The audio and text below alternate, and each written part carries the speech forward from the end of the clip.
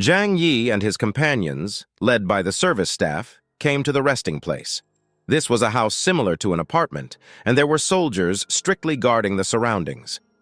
The environment in the apartment was pretty good, and everyone was assigned a single room.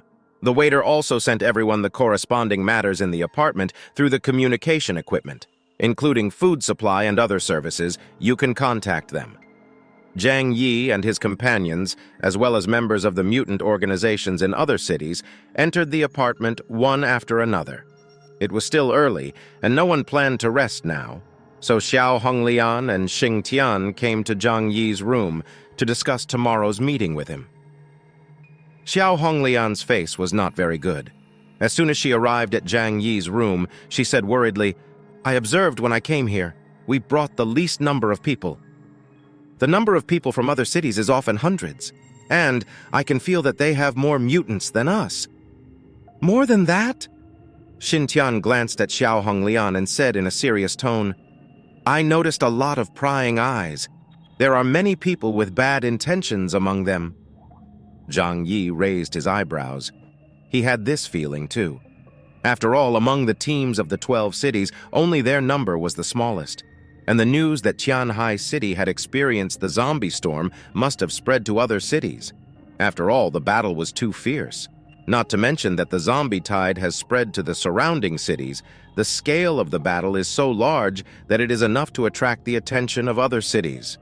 Nowadays, Tianhai City has a decline in talents, and the number of mutants is pitifully small. It is indeed easy to be despised. Xing Tian was somewhat indignant. "Damn it! If it were the previous time, would they dare to do this to us?"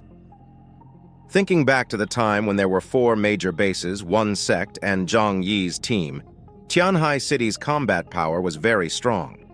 After all, Tianhai City is one of the most populous and economically prosperous cities in China. The underlying foundation determines the superstructure.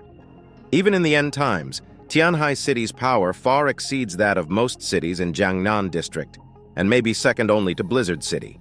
But now, 80% to 90% of the mutants in Tianhai City have been killed by Yuan Kongye, and the remaining power is indeed pitiful. No wonder they are looked down upon by others. There was not much indignation on Zhang Yi's face. He just said lightly, "This is Blizzard City. Even if they have ideas about us, they dare not take action. Before we understand the will of Jiangnan District, no one is allowed to take action here without authorization. Otherwise, if you violate the rules of Jiangnan District, I can't protect you." The other 11 cities are just small fish and shrimps, and Zhang Yi doesn't take them seriously at all. With his current strength, he is definitely a first-class level in Jiangnan District. If anyone is really blind and comes to provoke him, he will make the other party regret his stupid decision. The Jiangnan District is still the one that needs to be careful. It's not that the Jiangnan District has any ill will towards them, but it's simply that the power of heaven is unpredictable. When Xiao Honglian and the others heard what Zhang Yi said, the resentment on their faces subsided a little. However, Zhang Yi looked at him and said with a smile, "You mean they will take the initiative to attack us?" Yao Honglian said worriedly, "I'm afraid that we will be patient, but they will be aggressive. After all, people don't hurt tigers, but tigers have the intention to hurt people." Xiao Honglian crossed his arms and said seriously, "After all, Tianhai City has a prosperous economy and abundant materials. But now there are only a few of our forces guarding it, and there may be less than 10,000 surviving humans. It is inevitable that they will not be remembered by others." Zhang Yi narrowed his eyes, and a gleam of light flashed in his eyes. He did consider the problem mentioned by Xiao Honglin. "I told you not to think about this issue for now. Deal with the current problem first and focus on tomorrow's meeting. We'll talk about other things when we get back." Everyone followed Zhang Yi's lead at this time. Since he said so, everyone naturally had no other opinions. They also knew that the peak combat power of Tianhai City still had to rely on Zhang Yi. If there was a conflict with other cities one day, it would also depend on Zhang Yi. After Zhang Yi sent a few people away, he planned to ask Bailey Changqing to talk so as to prepare for tomorrow's affairs. Zhang Yi glanced at the room. Zhou Care and Lu Karan were sitting on the bed, looking at her eagerly. Although both of them had their own rooms, perhaps because they were frightened by the strictness of Blizzard City, they ran to Zhang Yi's room to find a sense of security. After receiving Zhang Yi's call, Bailey Chongqing was not surprised. He smiled enthusiastically and said, "You live in District B and I live in District A nearby. I'll send you a temporary electronic pass. Come directly and find me at the password bar." Zhang Yi smiled and said, "Okay." Soon he received the temporary pass sent by Bailey Chongqing. Zhang Yi smiled and said, "You guys rest here first. I'm going to go out to meet an old friend." Zhou Care smiled and said, "Is it the Black Robe investigation team?" Zhang Yi nodded. "Yes, talk to them. His old acquaintances in Blizzard City can only be the Black Robe team. This is no secret." Knowing that what Zhang Yi was doing was very important, Zhou Keir and Lu Karen did not clamor to follow him. Zhang Yi left the room and walked out of the apartment building. At this moment, he realized that he was not the only one who did this, even though the service staff had warned them not to leave the apartment building easily. But whoever could come here was not a local tyrant. How could they be frightened by a mere service staff?